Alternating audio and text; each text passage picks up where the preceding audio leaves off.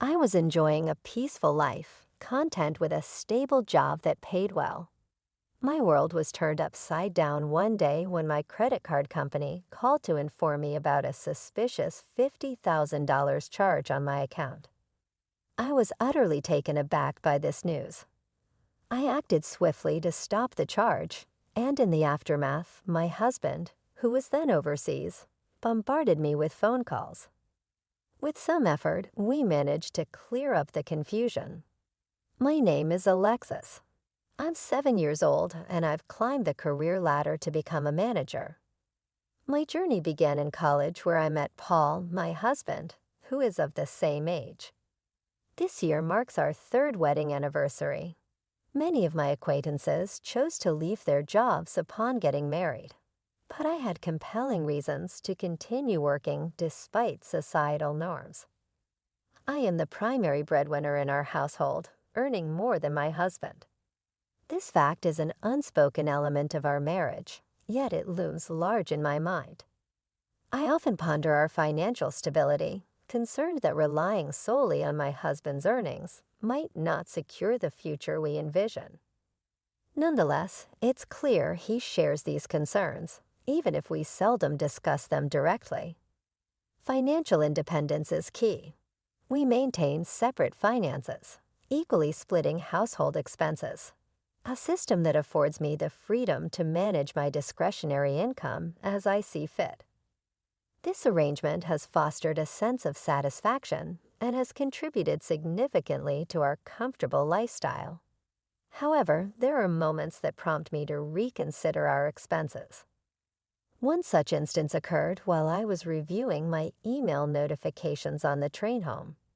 Frowning upon seeing a debit alert, it served as a reminder to reevaluate my ongoing subscriptions, contemplating the necessity of each.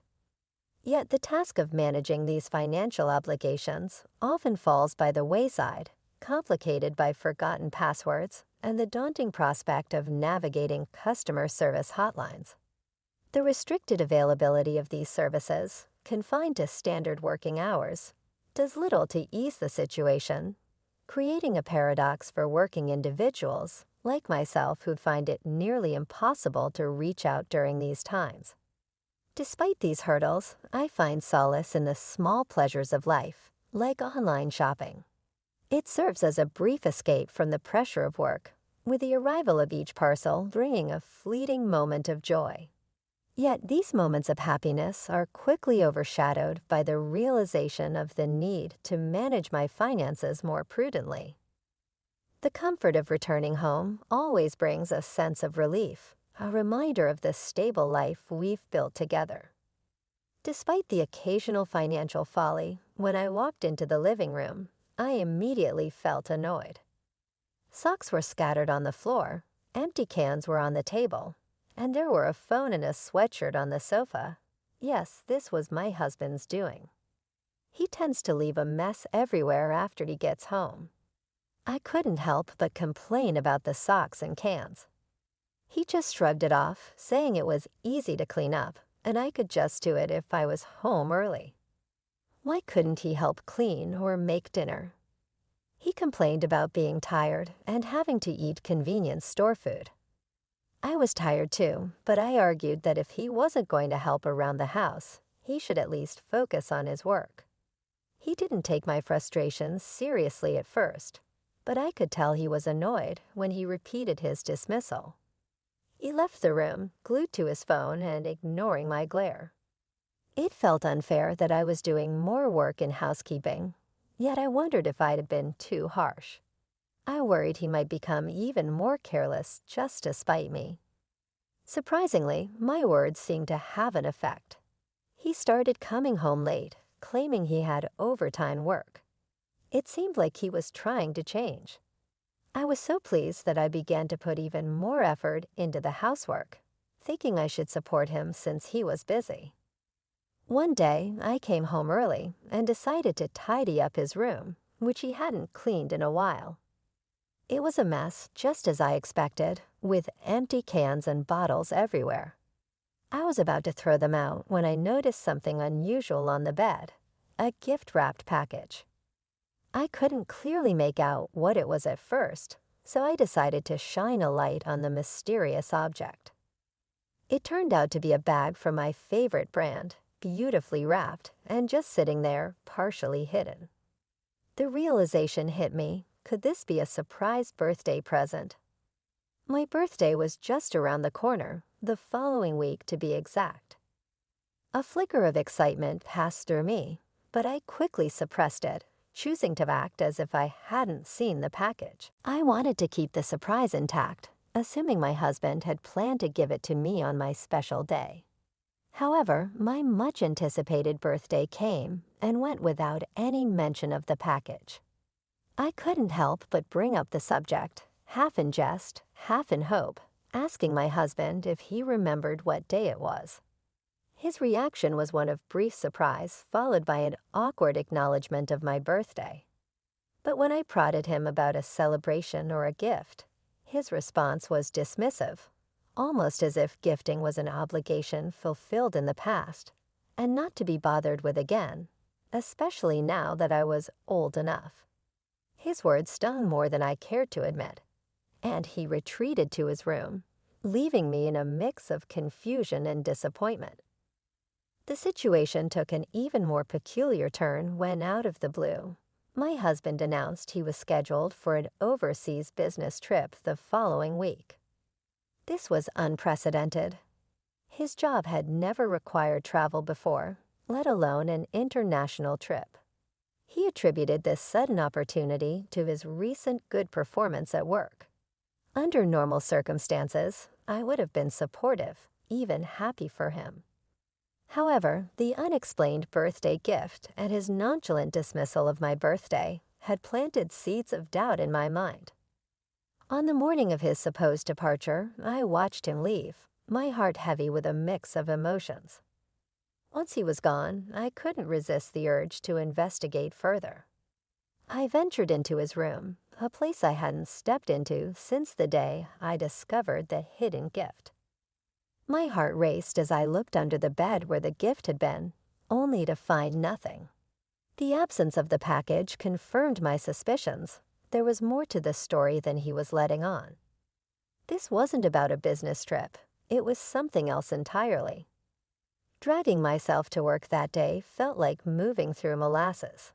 My thoughts were elsewhere, caught in a loop of doubts, fears, and unspoken questions about my husband's actions and intentions. I struggled to concentrate, my work suffering as a result. My colleagues noticed my distraction, inquiring if everything was okay. I brushed off their concern with a weak excuse about lack of sleep, not willing to share the turmoil swirling inside me. Amidst this inner chaos, my phone vibrated with an incoming call from an unknown number. Normally, I would ignore such calls, but given the day's earlier revelations and my heightened state of anxiety, I felt compelled to answer. Maybe it was intuition, or perhaps desperation for any piece of information that could shed light on the situation. I picked up the phone, my heart pounding in anticipation of what or who awaited on the other end. I had to step out for a bit and press the button to answer my phone in the hallway. It was the credit card company calling. I started worrying it wasn't my husband calling. I realized I would have to share my password and other details. I wondered what they wanted, and the person on the phone quickly explained they were calling because my account showed more than $20,000 spent. Actually, $50,000. I couldn't believe it and panicked, thinking there was no way that was right. I hurried back to my desk to check my wallet, but it was missing along with a credit card that should have been inside. I got back on the phone and asked if I could stop the transaction. Luckily, it was still pending, so they said I could stop it. I felt a bit better, but knew this wasn't the end of it. I told them I didn't have my card and asked them to treat it as if it were stolen. The person agreed to start the process right away. Even after hanging up, my heart wouldn't calm down. I told my boss I was feeling sick, that my credit card might have been stolen and misused, and I needed to leave early to sort things out. My colleagues and boss were concerned and let me go home. Rushing to catch the train, I saw my husband had called me many times, almost as if he had something to do with this mess. I got home, tossed my bag aside, and went straight to my husband's room. I opened his computer to check his search history and saw luxury cruises and travel packages for couples at the top. I wasn't supposed to know about any trip. I checked the destination and realized this was the business trip he mentioned. It was clear it wasn't a business trip at all. I looked through my emails and found it. A booking confirmation with the name Mario on it. Who is this woman? I was so angry I nearly broke the keyboard. But I forced myself to look for more proof. My phone kept ringing, driving me crazy. I remembered the password the credit card company gave me, so I logged in to check my spending history. As I looked through it, my shock grew.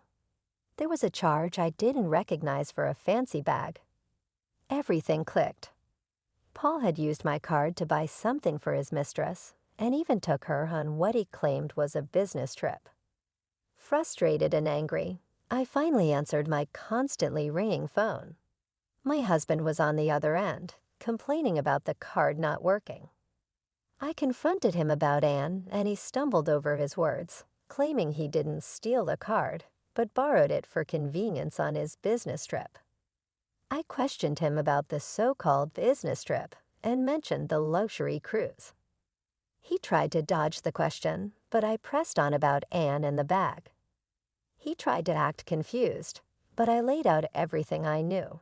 The cruise, the couple's travel package, the $50,000 spending, and the payments to Anne using my card. Hearing all this, my husband could only repeat, "I understand," as if finally realizing the gravity of the situation. After he admitted to cheating and awkwardly apologized over the phone, pleading for me to reactivate the credit card so he could return home, I felt a mix of anger and disbelief. His assumption that a simple apology would erase his betrayal was absurd. I sharply told him to enjoy his indefinite stay at the resort, effectively ending our relationship with that phone call. Ignoring his attempts to continue the conversation, I hung up. His persistent calls soon followed, each ringtone amplifying my frustration, until I decided to block his number, seeking some peace from the incessant buzzing. Knowing his return flight was scheduled for noon in 3 days, as per the booking confirmation email he never intended for me to see, I sprang into action. These 3 days would be pivotal. My first task was daunting but necessary. I began the process of removing all my belongings from our shared home, severing the physical ties that bound us. The following day, armed with divorce papers and his computer, which contained undeniable evidence of his infidelity, I visited his parents. The revelation of their son's actions left them both furious and deeply apologetic. Their immediate response was supportive. They assured me of a swift divorce, a generous alimony of $145,000, and reimbursement for the expenses their son had wastefully incurred. As the day of his supposed return arrived, I received confirmation from his parents that the divorce papers were processed. They shared that apart from the illicit credit card expenditures, he had not taken any money. The other woman, having learned of the entire fiasco, was enraged. In a fit of anger, she changed her ticket to leave for Singapore before him, leaving him stranded. It puzzled me why she hadn't taken more drastic measures, like taking his passport, to further complicate his return. When he finally arrived back in Singapore, he was greeted by the stark reality of an empty home and a disconnected phone number, mine. In desperation, he sought solace at his parents' house, only to be met with severe reprimand. They insisted he sign the divorce papers, officially ending our marriage. Complicating matters further, the woman now demanded from him a repayment of the $50,000 she presumably felt entitled to given their affair and its lavish expenditures. His parents once again had to cover this amount, but with the stipulation that he repay them in full. Until then, his lifestyle was significantly curtailed, much like that of a strictly supervised teenager, complete with a 9:00 p.m. curfew. In the aftermath, armed with the necessary details from his parents, I pursued legal action against the woman for $7,000, seeking some form of restitution for the role she played in this ordeal. With that final act, I concluded this tumultuous chapter of my life, ready to move forward, free from the deceit and betrayal that had ensnared me. The next day, I went back to work. A lot of my coworkers, both my seniors and juniors, showed they cared about me. They asked, "Hey, are you okay? I'm here to listen if you need to talk." It made me feel thankful to work with such kind people. Thanks, I really appreciate it. Let's grab a drink sometime, my treat. It'll be like a venting session, I suggested. They agreed, and it felt good to let out everything that happened while we shared some drinks. It was like I was washing away all the bad memories. I ended the night feeling hopeful, thinking that from now on, only good things would come my way. Yes, that's right, I told myself, feeling optimistic about the future.